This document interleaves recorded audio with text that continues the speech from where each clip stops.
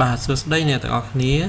ថ្ងៃនេះយើងបន្តបញ្ចប់មេរៀនរបស់យើងនៅចំពោះ3គឺតាក់ទងជាមួយនឹងការធ្វើចំណាយថ្នាក់កម្រិតដីដោយប្រើប្រាស់ជាមួយនឹង GE ប៉ុន្តែនៅក្នុងផ្នែកនេះយើងចូលដល់ចំណុច 3.4 គឺការវាយតម្លៃភាពត្រឹមត្រូវ accuracy assessment ណាបាទអញ្ចឹងនៅក្នុងចំណុចនេះបាទវាជាចំណុចសំខាន់ដែលយើងត្រូវវាយតម្លៃពីរូបភាពដែលយើងបានធ្វើចំណាយថ្នាក់រួចណាយើងបានធ្វើចំណាយថ្នាក់ប្រភេទដីប្រើប្រាស់ហ្នឹងថាតើយើងធ្វើហ្នឹងបានមានភាពត្រឹមត្រូវកម្រិតណាបាទ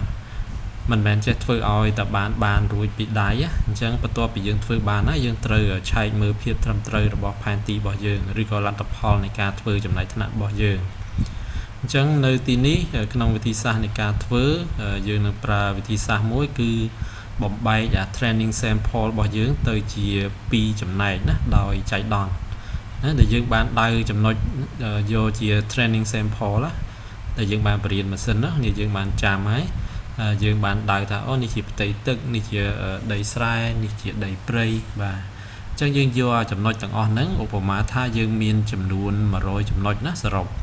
អញ្ចឹងយើងយកវាមកបំបែកទៅជា2ប្រភេទបាទអញ្ចឹងមួយគឺយើងនឹងប្រើសម្រាប់ជា training ដដែលណា training sample ដែលយើងយកទៅបរៀនម៉ាស៊ីនណាបាទ training model classifier ហ្នឹងយកទៅ training វាទៅបាទបន្តបដាលវាទៅឬក៏បរៀនវាទៅហើយមួយចំណែកទៀតយើងនឹងយកមកសម្រាប់ធ្វើការផ្ទៀងផ្ទាត់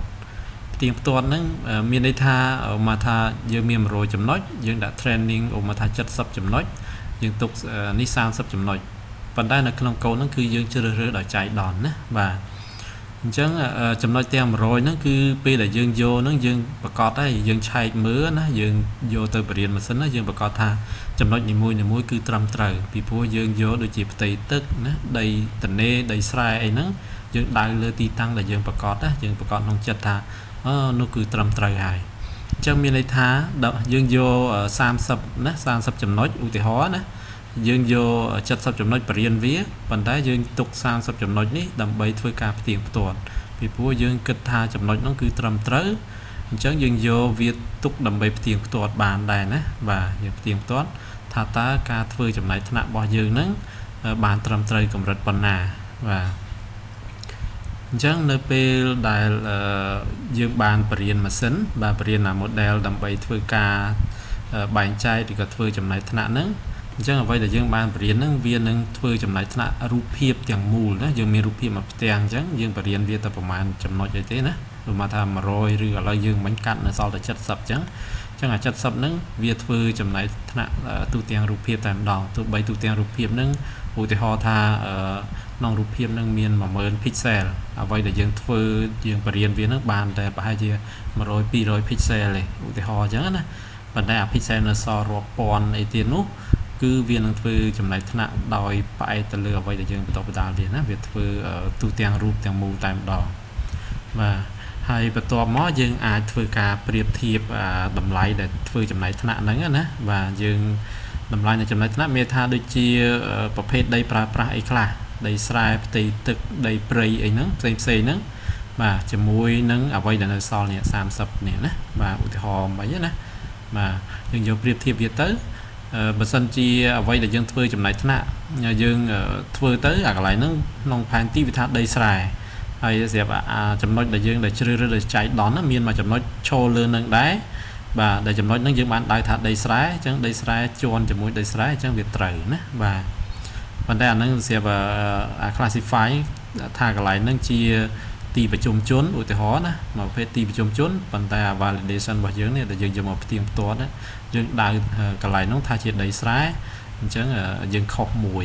អាហ្នឹងវាអញ្ចឹងពីព្រោះពេលយើងដៅថាដីស្រែប៉ុន្តែដល់ពេលអានេះធ្វើ classify ធ្វើចំណាយថ្នាក់វាថាទីប្រជុំជនវិញណាប៉ុន្តែចំណុចទាំងអស់ហ្នឹងគឺសុទ្ធតែជាចំណុចដែលយើងបានបរៀនម៉ាស៊ីនទេដែលយើងបានដៅយើងច្បាស់លាស់ថាកន្លែងនោះទីប្រជុំជនអីចឹងទៅប៉ុន្តែយើងច្បាស់លាស់តែដោយនេះរបស់យើងតាពេលខ្លះយើងដៅខុសណាឬក៏ពណ៌អីហ្នឹងតម្លៃនៃ spectral pixel spectral value ហ្នឹងយើងមើលដោយភ្នែកវាមិនច្បាស់ល្អទេអញ្ចឹងវាអាចមាន error ខ្លះហើយណាបាទ ចឹងយើងនឹងធ្វើការកណនាមើលថាតើអ្វីដែលយើងធ្វើហ្នឹងវា error ប្រមាណភាគរយហើយឬក៏ត្រឹមត្រូវបានច្រើនភាគរយកម្រិតប៉ុណ្ណាអញ្ចឹងបាទអញ្ចឹងនៅក្នុងមេរៀននេះយើងនឹងប្រើនេះណា e classifier នេះហើយនឹង confusion matrix បាទនេះជា syntax របស់វានៅក្នុងមេរៀនហ្នឹងគឺប្រើនេះណា confusion matrix ហ្នឹងដើម្បីពិនិត្យមើលឬក៏ដើម្បីកណនាមើលថាតើលទ្ធផលនៃការធ្វើចំណែកថ្នាក់របស់យើងនឹងមានភាពត្រឹមត្រូវប៉ុណ្ណាឬប្រមាណភាគរយណាបាទអញ្ចឹងលទ្ធផលនៃការធ្វើចំណែកថ្នាក់ហ្នឹងអាចវាតម្លៃណាឬក៏ត្រូវបានវាតម្លៃតាមរង្វាស់ខាងក្រោមអញ្ចឹងរង្វាស់យើងមាន4នៅក្នុងនេះមាន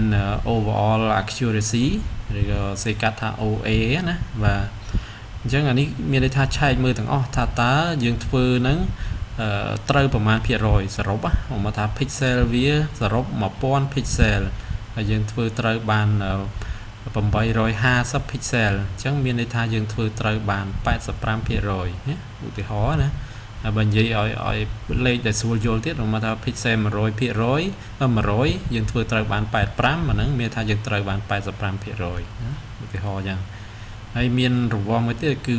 producer accuracy បាទឬក៏អក្សរកាត់ថា PA ណាគេច្រើនទៅ PA អញ្ចឹងទៅយើងអាចកត់ចំណាំពាក្យហ្នឹងអញ្ចឹងតកតងនឹង producer accuracy គឺតកតងជាមួយនឹងថាតើយើងធ្វើចំណែកថ្នាក់ហ្នឹងត្រឹមត្រូវកម្រិតប៉ុណ្ណាណាបាទចំណែកថ្នាក់នីមួយៗតាមខ្លះនីមួយៗអានេះកណនាមួយណាឧបមាថាប្រភេទដីស្រែប្រភេទទីក្រុងដីព្រៃណាដីព្រៃប្រមាណភាគរយអានេះចង់និយាយថាយើងកណនាមួយបាទកណនាមួយប្រៀបធៀបជាមួយនឹង ground truth ឬក៏ទិន្នន័យជាក់ស្ដែងបាទឧបមាថាគេស្គាល់រួចហើយទិន្នន័យជាក់ស្ដែងព័ត៌មានជាក់ស្ដែងថាកន្លែងនោះជាដីព្រៃ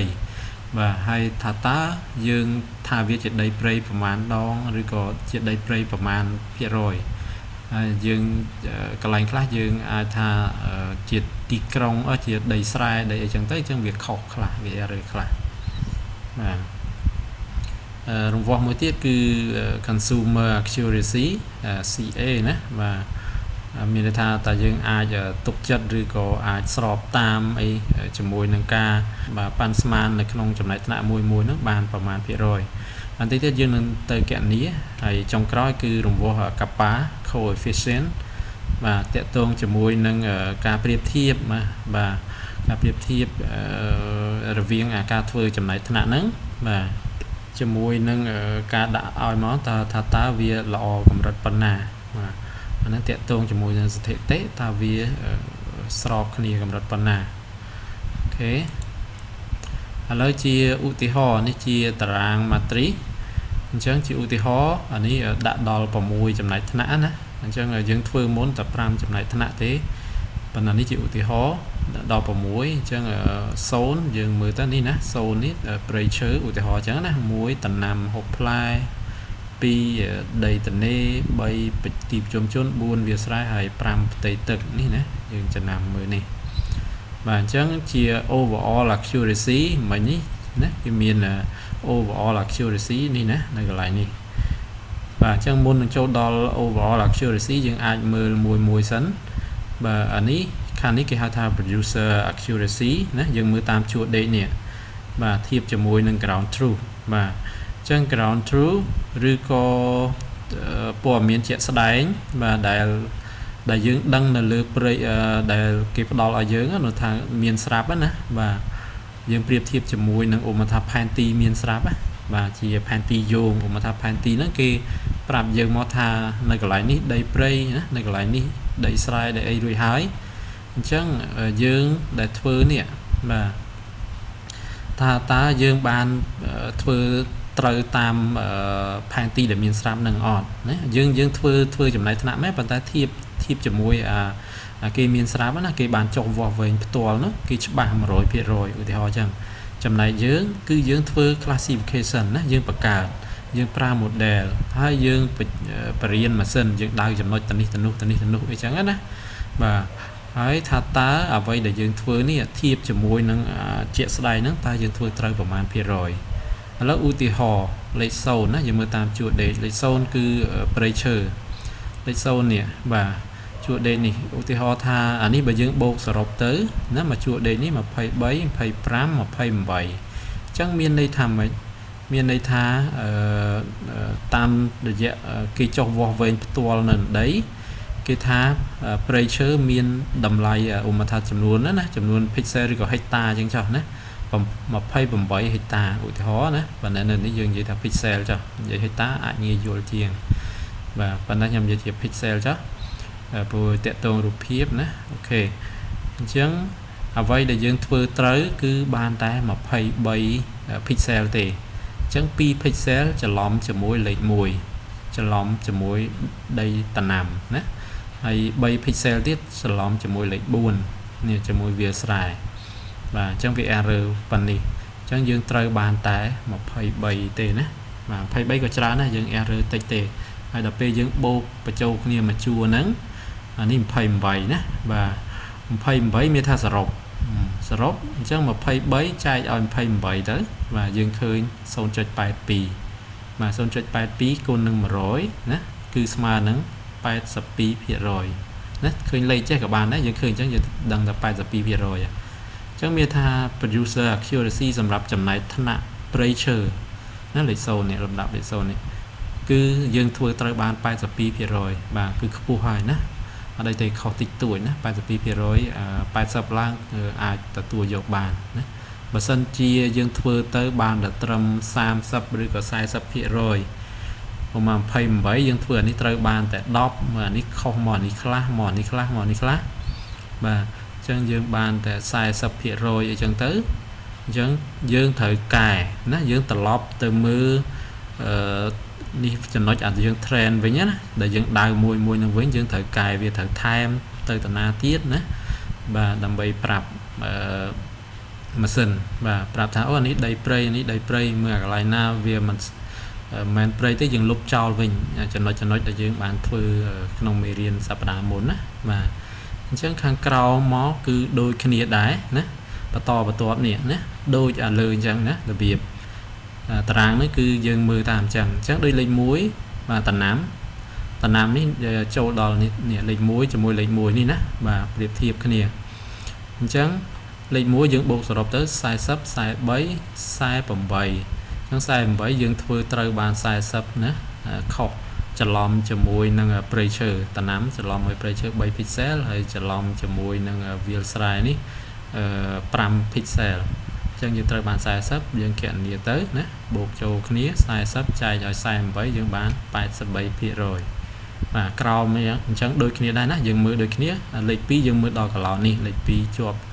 នេះជាប់មួយលេខ2អញ្ចឹងអានេះច្រឡំ error ជាមួយនឹងលេខ1បាទច្រឡំនេះ2 pixel ច្រឡំជាមួយនឹងតំណាំបាទហើយអានេះអញ្ចឹងមកយើងគណនាដូចគ្នាអញ្ចឹងបាទអញ្ចឹងអានឹងបន្តសម្រាប់ជួរដេកហើយសម្រាប់ជួរឈរបាទជួរឈរគឺ consumer accuracy បាទ consumer accuracy តាក់ទងជាមួយនឹង classification ណា prediction អញ្ចឹងការធ្វើចំណែកថ្នាក់បាទ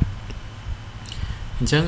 នេះដូចគ្នាអញ្ចឹងដែរណាស្តៀងគ្នាអញ្ចឹងដែរយើងមើលមកតាមជួរឈរវិញម្ដងបាទអានេះវាមានប្រមាណ23 26បាទ27 28ណាត្រូវបាន23ចឹងចែកទៅ82ដូចគ្នាបាទហើយចំពោះនេះ40 44នេះ44យើងធ្វើត្រូវបាន40ណាខ្ពស់ខុស4ណាច្រឡំណាច្រឡំមួយអីខ្លះច្រឡំជាមួយនេះលេខ0បាទហើយនឹងច្រឡំជាមួយលេខ2អញ្ចឹងគណនាទៅឃើញប៉ុណ្ណេះបាទអញ្ចឹងអានេះមួយបាទអញ្ចឹងត្រូវដែលខ្ពស់ជាងគេណានេះគឺ1តែម្ដង 100% គឺនេះណាផ្ទៃទឹកព្រោះផ្ទៃទឹកនៅក្នុងរូបភាពវាងាយបែងចែកណាបាទវាងាយចែកដាច់ខុសពីគេអញ្ចឹងយើងយកភាគច្រើនអត់ច្រឡំទេយើងដើរលើទឹកភាគច្រើនបានល្អត្រឹមត្រូវណា 100% បាទមានតែផ្សេងទេវាច្រឡំខ្លះប៉ុន្តែភាគរយនៅខ្ពស់ណា បើសិនជាភាគរយទៀតបាទយើងត្រូវកែដូចបានបញ្ជាក់មុនអញ្ចឹងណាយើងត្រូវកែតាមនេះមួយរបស់យើងទៅបាទកែហើយកណនីឡើងវិញបាទហើយរបៀបកណនីយើងមានកូដនៅខាងក្រោមតិចទៀតនេះយើងទៅដល់ណាអញ្ចឹងយើងមាន producer accuracy consumer accuracy ហើយដល់ពេល overall accuracy បាទតាមពិតដំបូងឡើយគឺមើលដំបូងគឺគេមើល overall សិនណាបាទ overall ហ្នឹងខ្ពស់ក៏ខ្ពស់បាទបើសិនជាទៀបអានឹងកែទាំងអស់តែម្ដងអញ្ចឹងពេលដែលគេមើលតាមនេះណាតាមបន្ទាត់នេះ trade ចេះវិញបូកបញ្ចូលគ្នាណាអញ្ចឹងយើងយក23បូក40បូក23បូកសរុបចូលគ្នាទាំងអស់ទៅហើយចែកនឹងប្រមាណបាទចែកគឺចែកនឹងសរុបអានេះសរុបយើងបូកចេះយើងបូកជួរដេកឃើញប្រមាណមិញនេះបូកជួរដេកឃើញ25 28ណាអានេះ28បាទនេះ48បាទអានេះ20ប្រមាណទៀតចឹងទៅអានេះប្រមាណ100ប្រមាណអីចឹងទៅឃើញសរុបជួរដេកហើយយកទាំងអស់ហ្នឹងបូកចូលគ្នាចុះក្រោមណាបាទបូកចូលគ្នាចុះក្រោមយើងឃើញសរុបរួមហើយបាទសរុបរួមប្រមាណណាយើងបូកទៅអញ្ចឹងសរុបរួមប្រមាណហ្នឹងយើងយកអានេះបូកចូលគ្នាឃើញប្រមាណឃើញអាប្រមាណហ្នឹងសរុបអានេះណាពណ៌នេះយកមកចែកមួយសរុបរួមបាទសរុបរួមអញ្ចឹងដល់ពេលចែកទៅយើងឃើញកន្លែងនេះហើយលទ្ធផលកន្លែងនេះអញ្ចឹងអានេះហើយគឺជា overall accuracy ណាភាពត្រឹមត្រូវសរុបរួមបាទទាំងអស់ភាពត្រឹមត្រូវសរុបរួមទាំងអស់ 0.91 អញ្ចឹងខ្ពស់ណាបាទបើសិនជាឃើញទៀប 0.40 0.50 0.6 អីហ្នឹងបាទហ្នឹងគឺទៀបហើយបាទទៀបអញ្ចឹងយើងត្រូវពិនិត្យមើលការធ្វើចំណែកថ្នាក់របស់យើងឡើងវិញទាំងអស់ហើយណាបាទធ្វើឡើងវិញបាទធ្វើឲ្យបានត្រឹមត្រូវខ្ពស់មកធ្វើឲ្យយើងគណនាទៀតយើងនឹងឃើញថាភាពត្រឹមត្រូវរបស់យើងមានកម្រិតប្រមាណណាបាទហើយនៅបន្ទាប់ពីហ្នឹងយើងនឹងគណនាកាប៉ាមួយទៀតហើយកាប៉ា coefficient ហ្នឹងយើងអាចគណនានៅក្នុងកូដណាបាទអញ្ចឹងចូលដល់កន្លែងនេះយើងអាចคลิกមើលកូដមេរៀនរបស់យើងណាបាទអញ្ចឹងកន្លែងនេះជារូបភាពបង្ហាញពីលទ្ធផលហើយយើងអាចคลิกlink ទៅមើលកូដបា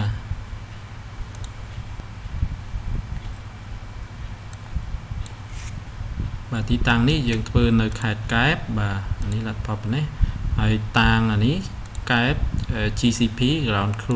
ground truth control point បាទដាក់រួមគ្នារួចហើយបាទនេះស្រាប់នេះណានៅកែបហើយ print បាទ print ទីតាំងចំណុចអស់ហ្នឹងតើមានចំនួនប្រមាណបាទ total នេះបាទ total ចឹងអានេះអាចដាក់ total មកខាងមុខអូមកថាខ្ញុំដូរខ្ញុំកាត់បាទកាត់មកដាក់ខាងមុខអញ្ចេះវិញដើម្បី run ទៅយើងឃើញវានៅពីលើវិញណាបាទឥឡូវអត់ទាន់ run នេះចាំ run អញ្ចឹងនេះចំណុចបាទនេះ total GCP point នេះណាអញ្ចឹងមានសរុបរួមប្រមាណបាទ feature list អញ្ចឹងនេះជាឧទាហរណ៍នៅក្នុងមេរៀននេះគឺមានចំនួន381ចំណុចណាបាទឥឡូវទុកសិនអានឹងយើងចាំទៅថា381ចំណុចហើយបន្ទាប់មកអានេះយើងប្រើ Sentinel-2 យើងតាម S2 ហើយធ្វើការ filter ណាមានពពកការបច្ឆេទទីតាំង band អីចឹងមកបាទហើយយើងយក filter នឹងមកប្រើនៅក្នុង composite យើងតាមពាក្យ composite អញ្ចឹងclip វាណាកណនីជាមធ្យមហើយ clip វានៅក្នុងខេត្តកែបហ្នឹងបាទនេះជា composite ហើយយើងយក composite ហ្នឹងដើម្បីយកមកបង្ហាញជាស្រទាប់រូបភាពណា S2 RGB image នេះអានេះបើនិយាយទៅបាននេះមួយណាត្រឹមហ្នឹងអូខេ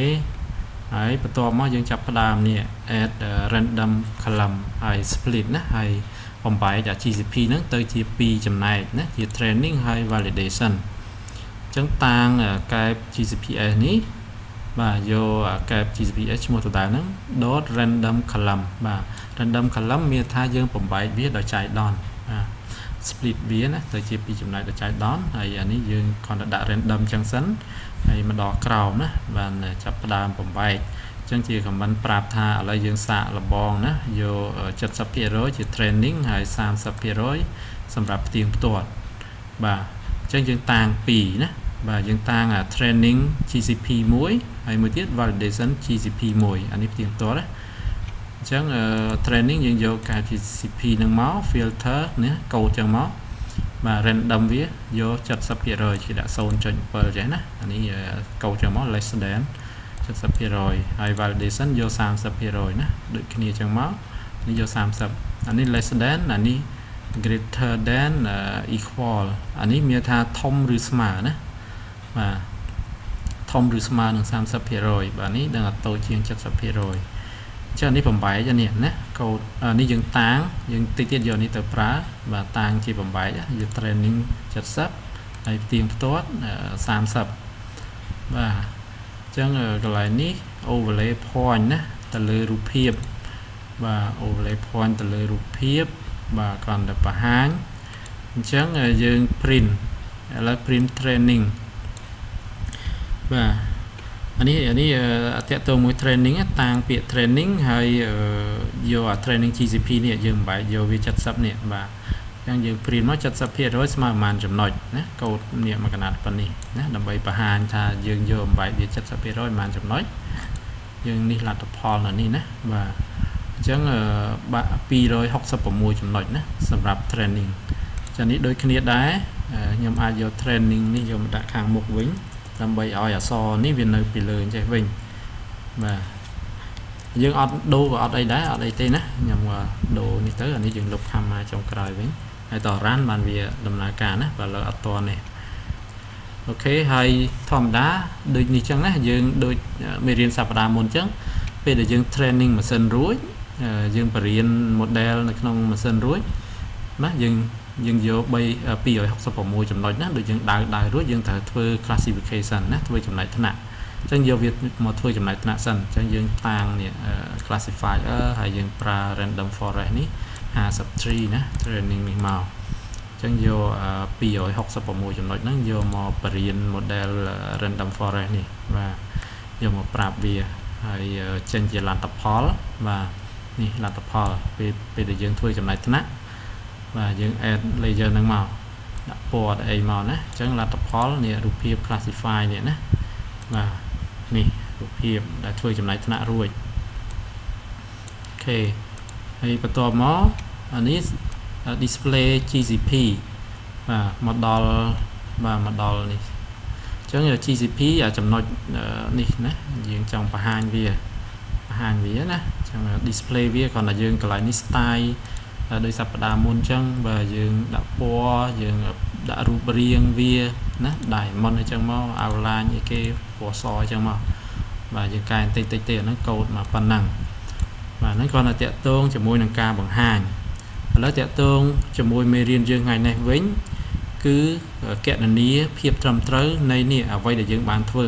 បាទអញ្ចឹងតិចទៀតលំហាត់អនុវត្តក៏ដូចជាកិច្ចការឲ្យយើងធ្វើគឺធ្វើទៅលើរូបភាពដែលយើងបានធ្វើចំណែកថ្នាក់ណាម្នាក់ផ្ទាល់ខ្លួនហ្នឹងធ្វើនៅណាខេត្តណាស្រុកណាអីហ្នឹងណាបាទប្រើវិធីសាស្ត្រនេះដើម្បីយកទៅគណនាមើលថាតើត្រូវប្រមាណភាគរយអញ្ចឹងមកដល់កន្លែងនេះណាយើងចាប់ផ្ដើមវាម្លាយអញ្ចឹងនៅកន្លែងនេះខ្ញុំតាំងណាឧទាហរណ៍ថាខ្ញុំតាំងពាក្យ test ពាក្យ test យក classify រូបភាពដែលបាន classify រួចនេះបាទយើងខាងលើនេះ classify រូបភាពនេះណាបាទយក classify dot sample region បាទអញ្ចឹងអានេះជា syntax អញ្ចឹង collection យើងចាប់ផ្ដើមប្រើ validation GCP របស់យើងណាផ្ទៀងផ្ទាត់នេះយើងតាំងខាងលើ training យើងប្រើសម្រាប់ធ្វើចំណែកថ្នាក់ហើយបន្ទាប់មកយើងយករូបភាពដែលធ្វើចំណែកថ្នាក់រួចហ្នឹងមានដីប្រើប្រាស់ឲ្យខ្លះដីព្រៃផ្ទៃទឹកដីស្រែអីហ្នឹងផ្សេងហ្នឹងបាទយកមកផ្ទៀងផ្ទាត់ជាមួយនឹងចំណុច 30% ដែលនៅសល់របស់យើងនេះបាទត្រូវយកអានេះជាមួយនឹងរូបភាពដាក់លើរូបភាពអ្វីដែលបានចែកហ្នឹងហើយធ្វើការផ្ទៀងផ្ទាត់ណាកូដកន្លែងហ្នឹងគឺចង់និយាយអញ្ចឹងហើយ scale យើងយក10 ម៉ែត្រដោយសារវាជារូបភាព Center 2បាទអានេះទុក default អញ្ចឹងចុះណាអត់អីទេហើយយើងចាប់ផ្ដើម print test print មើលលទ្ធផលហ្នឹងណាvalidation point អញ្ចឹង validation point អានេះ print ជាចំណុចណានេះ validation point បាទ validation point អញ្ចឹងសរុបនេះគឺ268ចំណុចណាបាទឥឡូវតាំងពាក្យមួយទៀតណាយើងចូលដល់ហើយតេស្តណា confusion matrix អានេះជាពាក្យដែលគ្រាន់តែសរសេរឲ្យបានឲ្យយល់ណាជាឈ្មោះអញ្ចឹងយើងតាំងពាក្យហ្នឹង và vô test để tăng hàng lừa nó máu này chia câu bỏ vía nè và xin tạo vía cứ error matrix chẳng màu nè và dot error matrix chẳng hay vô lên cover chỉ property bảo cho nội mũi cho mỗi classification và những đại chẳng máu và hai dân print là tập hall nè và anh ấy ta màn tịch nắng mà tuột nắng hay tuột mới chỉ chập làm print là tập hall và hai chẳng print nè vô nè tại computation matrix này nè và anh ấy dân còn là biệt đã bị mục nè đã nè ở việc print mà tránh hay tại accuracy mà và giờ computation matrix nó dot accuracy anh ấy đôi khi còn là dot accuracy và dân print nè print này nè chẳng anh ấy nè và ní chia computation matrix rồi có riêng chỉ matrix cứ từ xe chẳng nè đôi lấy đại dương bàn mưa là trong slide mà chẳng nè mà làm việc chẳng dương kẹn niệm mới tới khiประมาณ phía rối mà việc kẹn nía đôi bàn và hai là trong slide mà chẳng nè mà dương bộ chạy ở dòng mấy đôi bàn phải vô rồi hài và dương ai strong là nâng vô tận đạn là trong Excel làm bài thua cả kẹn nía của bạn đây nè và hay đập về môi tiết té nè chập đam kẹn nía nè anh ấy chỉ ní sầm đẹp ca kẹn nía overall accuracy nè mà dot accuracy anh ấy cứ overall đấy phần cái lái này toàn tập bịa overall accuracy đấy anh mưa hàng crown tiền nè đã hàng crown trong về kẹn nía tới khơi zone cho càng sầm muối bịa rồi zone cho càng sầm muối mình thang càng sầm muối bịa rồi rồi có càng sầm pi bịa rồi nè và cái lái này dumper lấy cái túi ní chia rùm nó chỉ rùm phiệp trầm trời chỉ rùm cài sập pi phía rồi thì họ chẳng chào anh nên là về kẹn nia mùi tiền đó kẹn nia dương miền ấy tiết dương miền producer accuracy tiền đấy giống ở lấy ní mùi tiết tăng validation vô composite và anh ní việc thi mùi tiền ở đây thế anh ấy dương bạch phơi các bạn đấy và cái này ní cài phí câu đi cài phí mà đo là cài buồn mà đo này mà đo mà rồi bờ nè và chẳng là ní chi thi một tiết phơi đời lư ní đại tế nè kẹn ní được lư đại tế chẳng là ní và sân gì nè đỏ ní tới lại chỉ cấu thời kẹn ní này và đỏ ní đỏ và không bắn tránh hay môn trăng đá nhôm nè pi ở ní là khả một sạp và lấy nhầm ran mà đón tiền á để sao dựng đỏ comment ở ní mà cả nát ní thì nhầm tha cho ní ở chỉ phải thi môi tiết tế kẹn ní được lử đài nè cột mà chọt mà chắc dừng và kẹn ní của bạn ở đây thế nè lấy nhầm sạ kẹn ní ở mớ ran nó chắc là năng việc tranh môi tiết thế nè giờ bàn bánh confusion matrix tại accuracy mà đo ní mấy hay print nè computation matrix tại accuracy tại miền pi đòn nè và anh ấy dựng print nó một nặng đáy nè nè computation matrix tại accuracy anh ấy về thi kẹn như hàng lứa hay anh ấy crown này nè và computation matrix đáy ban đôi khi hay tại accuracy ban đôi khi nè và nè print nè chẳng là còn là việc đôi trả lời còn trong giấy tha kẹn như ban đời lưỡi đấy còn là việc chọn câu ní cái lại khóc niềm tình á và dương pra của bán ọt của bàn ở đây tê anh ấy ai phụ dương kẹn như ban mùi hai chứ anh ấy còn thi mùi tiết câu chuột là nó chẳng hay bạn nhầm đặt không bắn là ní nữa và chân dương bạch ran nói chân via tê và ran mà đón tiếp về thật bạn đây lấy đại chân sắn dương và to từ mùi tiết cư dương kẹn đi producer accuracy nó phiệt trong trái sầm lập chậm lại thằng mùi chẳng nơi cái lại ní và táng producer accuracy trong máu rồi chạm nè và vô tay computation matrix hàng lứa để dương bàn pra hàng nhẹ và hàng lứa nơi hàng lứa tiền lúc đó vì miền đi bỏ viên chạy tạm đó nè dương còn đặt dot producer accuracy vùng trọ chứ dương kia so post vài nhỉ chắc là nó chia xin tặng trang tạm đò nè nhưng còn đặt đồn trang máu vài ở năng máu và viên năng kẹn như tạm đò và việc kẹn như hai và nãy kẹn như dương thử nè dương thử print làm bày và hai là tập hall trang print producer accuracy và ni máu per class ní nè và nè នេះอันนี้ក្នុងការសរសេរនៅក្នុង comment ដែលយើងដាក់ឈ្មោះមិនមែន comment ទេចង់និយាយថាជា text ជា string សម្រាប់យើងដាក់ឈ្មោះតាក់ទងជាមួយ apostrophe s នេះបាទត្រូវមាន slash មួយណាបានវាចេញបើយើងដក slash បាទវាអាចមានបញ្ហាណាបញ្ហាកូដអញ្ចឹងណាបាទបើសិនជាលុប slash មួយនេះអញ្ចឹងអានឹងជាករណីមួយដែលយើងចង់ចាំបាទបើយើងចង់ឲ្យមានចេះនេះមាននេះអញ្ចឹងនេះ producer accuracy គាត់ដាក់ចឹងមកគណនាមកណាបាទគណនាគឺគណនាតាមជួរដេកមិញណាបាទអញ្ចឹងចំណែកថ្នាក់ទី1គឺ 70% ទី2 92 89 1អីចឹងមកណាគណនាទៅតាមជួរដេកទៅស្ដាំហើយយើងមើលតាម slide មុនហ្នឹងមិញណាហើយដល់ពេល consumer accuracy គណនាតាមជួរឈរតាំង consumer accuracy យក test confusion matrix ហើយដកចឹងមកណា consumer accuracy ចឹងតែម្ដងហើយយើងដាក់ឈ្មោះដែរអានេះ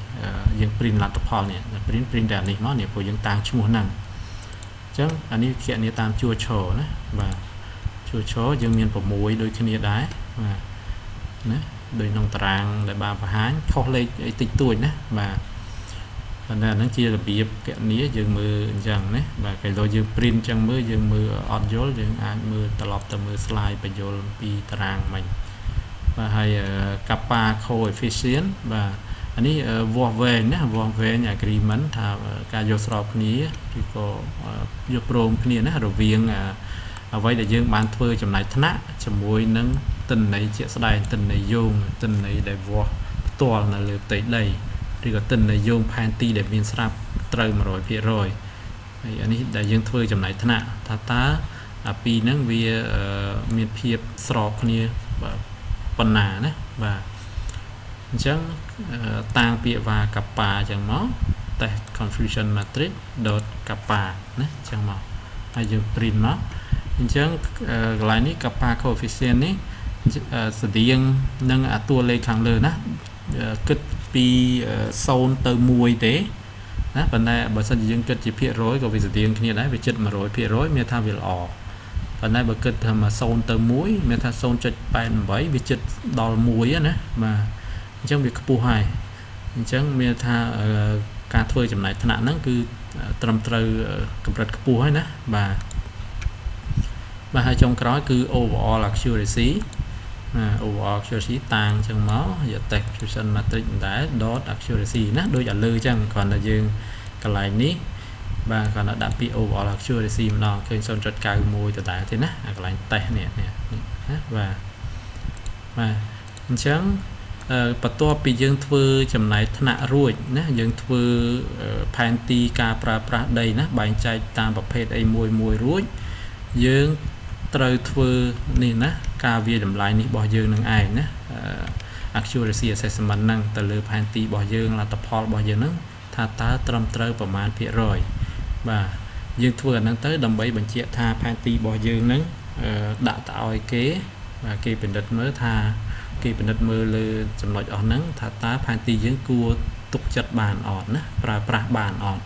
បើសិនជាគេពិនិត្យមើលទៅឃើញភាគរយវាទាបពេកក្នុងកម្រិតប៉ុណ្ណាបើ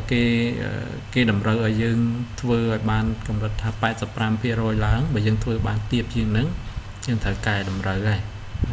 ធ្វើម៉េចឲ្យបានភាគរយត្រឹមត្រូវខ្ពស់តាមអ្វីដែលគេចង់បានណាបាទឥឡូវយើងបន្តទៅមួយចំណុចទៀតបាទគឺចូលដល់លំហាត់អនុវត្តអញ្ចឹងសម្រាប់លំហាត់អនុវត្តក៏ដូចជាកិច្ចការដូចបានប្រាប់ខាងដើមបន្តិចហើយបាទណានៅកន្លែងនេះបាទចំណុចទី1គឺប្រើប្រាស់លទ្ធផលរបស់យើងដែលយើងបានធ្វើនៅខេត្តណាណារៀងខ្លួនស្រុកណាណារៀងខ្លួនដែលជាលទ្ធផលរបស់យើងដែលយើងបានធ្វើចំណាយថ្នាក់រួចហើយអញ្ចឹងដល់ពេលយើងបានធ្វើរួចហើយពីសប្តាហ៍មុនយើងគ្រាន់តែយកអាហ្នឹងយកមកប្រើឡើងវិញហើយធ្វើការគណនាពីភាពត្រឹមត្រូវនៃផែនទីរបស់យើងហ្នឹងនៃលទ្ធផលរបស់យើងហ្នឹងថាតើត្រឹមត្រូវប្រមាណភាគរយបាទអញ្ចឹងនៅកន្លែងនេះខ្ញុំឲ្យបដូរបំបែកទៅជាណា training 60% ដែលមុនហ្នឹងក្នុងមេរៀនដាក់អានេះ70អានេះ30អញ្ចឹងយើងបដូរបន្តិចទេអញ្ចឹងអានេះខ្ញុំឲ្យមកដាក់60វិញអានេះ40វិញណាអញ្ចឹងតាក់ទងជាមួយកូដអីយើង copy កូដចេញពីមេរៀនរបស់យើងនេះបាទ copy code ចាប់ពី